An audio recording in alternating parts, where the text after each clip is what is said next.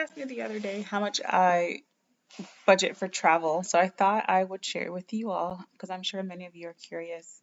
The short answer is about 15,000 of my $40,000 a year for fire, but I'll go into more depth about all the other things I have budgeted for.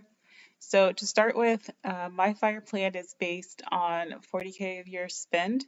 Once I figured out that other early retirement calculator that lets you pretty much spend down your money to zero, I realized I could go up to 70 to 75K a year. But for now, much of my based spending is on that lower amount. For the most part, I kind of think of it as a minimum spend, but again, just when I do my default budgets and expenses, I base it off that 40K with just kind of flexibility to flex up to this amount. So from the 40K, I did my core expenses, which is 25K, and that was based on historical spending. So nothing I had to cram or fit into a particular budget. I just use what I've been tracking for the last few years, and that's about what it turns out to be. And then since I still had remainder after the 40K, I just left that up to the 15K. So I'm not someone who's still trying to be super frugal in early retirement. I'm just trying to actually use the money I spent because I don't have any heirs or anybody to leave it to. So that puts me in a little bit of a unique position and something I'm really happy about. So that's kind of where I start. And then this year, like I said, after I realized I could flex up a little bit and the market seemed to be doing really well, I was more comfortable spending a little bit more. So my core expenses don't change. What does change here is the 25K. So it used to be 15K. For 2026, I feel comfortable flexing it up by another 10K. And instead of working backwards with just doing what was left over, so the 40 minus the 25 equals 15 here, this year I actually looked at what I wanted to spend. And the 2026 travel plans that I have put me around the 20 to 25K mark. So I just went ahead and bumped that up a little bit. And that would have made it 50, which is a nice round number. But for some reason, even though I have my whole nest egg as a buffer, I still like having this. I think it's going to take a while to undo that mentality of having just like extra cash around. Like I said, the whole nest egg is a buffer, but I just like having this in case I go over or for other things.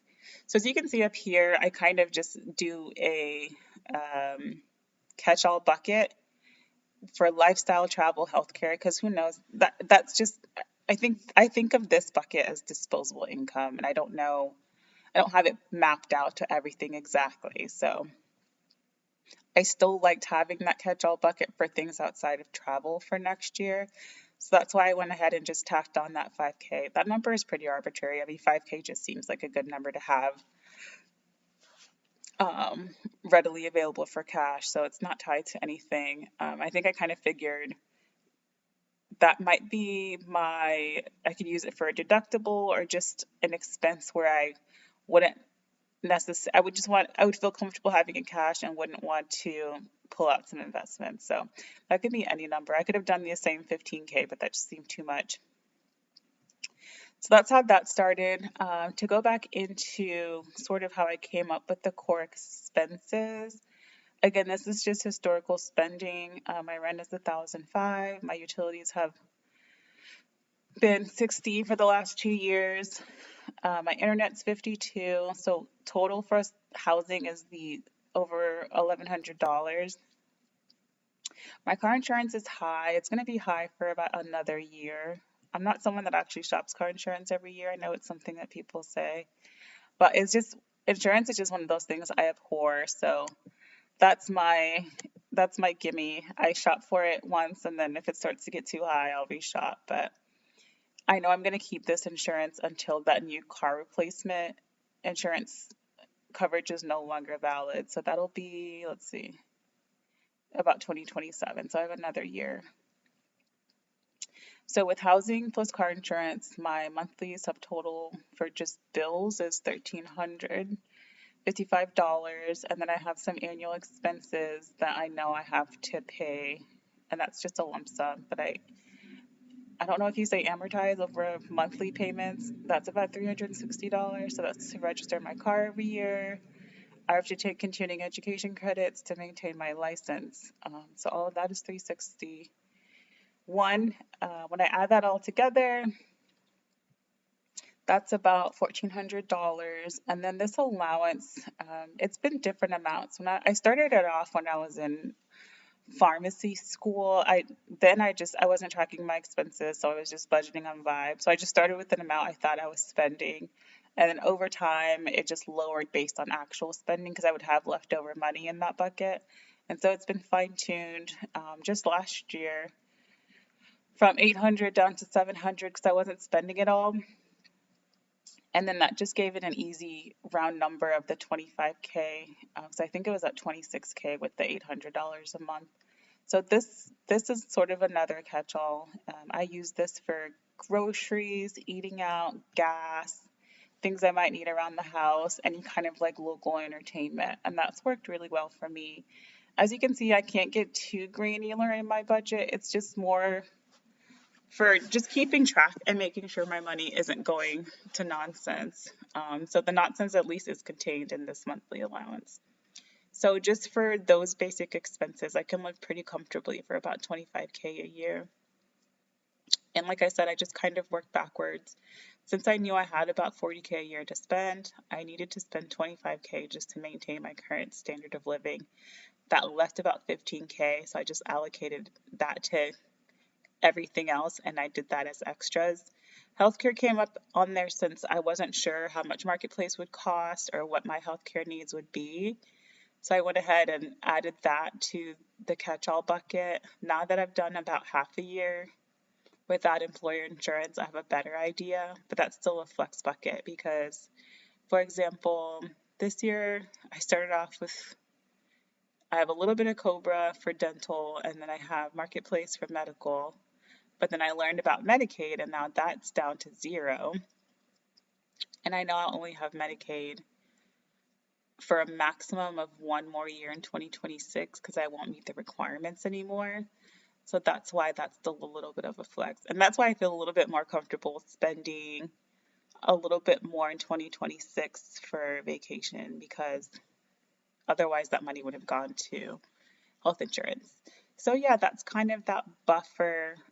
And for just a preview for my travel for next year, I have paid a deposit for Croatia and Canada, and then the Asian cruise is November of 2026, which is still so far away. And I'm planning to book that January of 2026.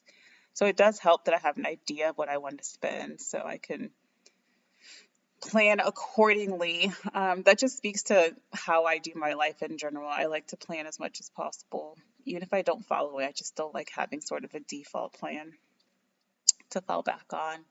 In terms of, is it harder to spend money now that I'm not working? It's not.